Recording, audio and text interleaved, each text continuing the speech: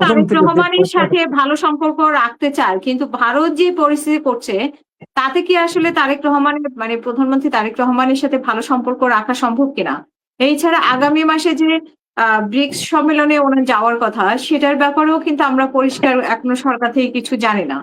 তো না, মানে সে ব্যাপারে সরকার হুম, সে ব্যাপারে এখনো সময় আছে, সে ব্যাপারে আলোচনা চলছে।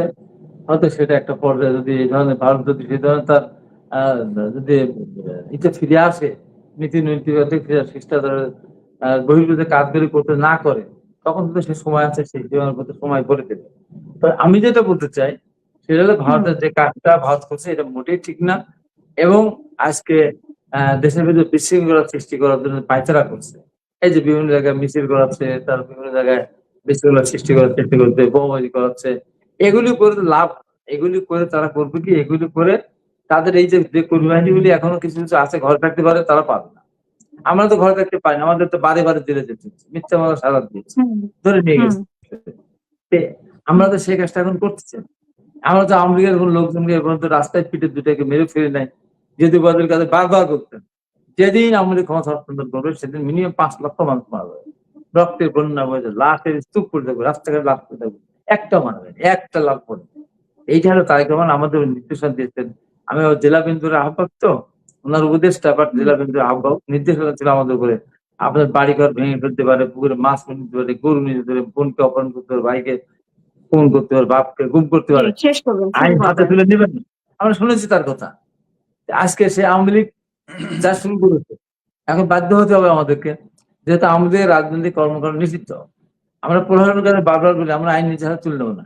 নিষিদ্ধ রাজনীতি যেহেতু, সে নিষিদ্ধ রাজনীতি যদি কেউ এসে মিছিল করে, মিটিং করে, এখন সব জায়গায় প্রায় সিসি ক্যামেরা আছে, নাহলে সরকার নজরের মধ্যে রাখবে।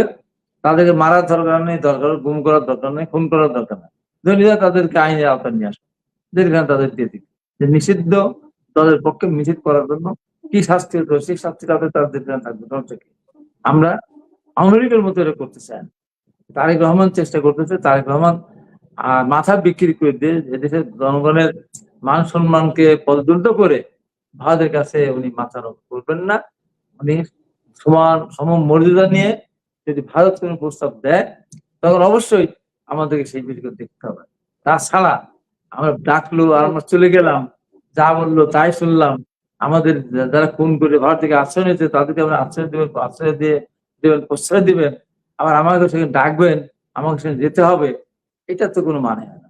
সেগুলো তার প্রশ্নকে বলতে হবে, তার বলুক যে আমরা শেখ হাসিনা ফাঁসি হয়েছে, শেখ হাসিনা রাজা হয়েছে, আমরা তাদেরকে ফেরত পাঠাবো।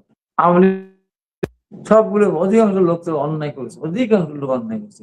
হয় ব্যাংক থেকে টাকা লুট করেছে, না হচ্ছে টাকা সম্পদ চুরি করেছে, না হচ্ছে অন্যভাবে গাড়ি বাড়ি মালিক হয়েছে, কোটিপতি হয়েছে, না এখন না করে মানুষ অত্যাচার করেছে, মামলা দিয়েছে, জেল দিয়েছে, দুর্নীতি জি, করেছে, বিভিন্ন কাজ আমি করেছে। তাই শুনবো যে আপনাকে কারণে আবারও।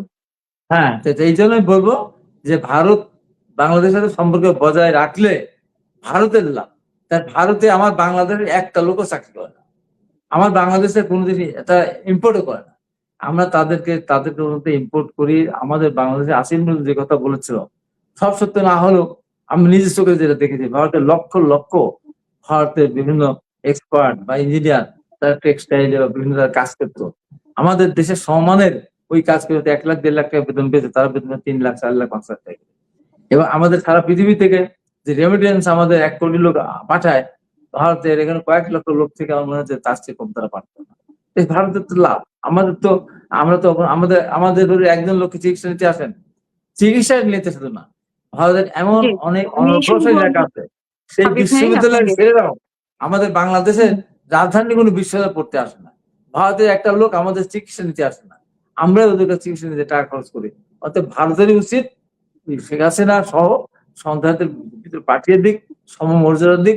অবশ্যই তারেক রহমান সেখানে যাবেন, সসম্মানে যাবেন, অসম্মানিত হয়ে তারেক রহমান সেখানে যাবেন না বলে বিশ্বাস করি। ধন্যবাদ।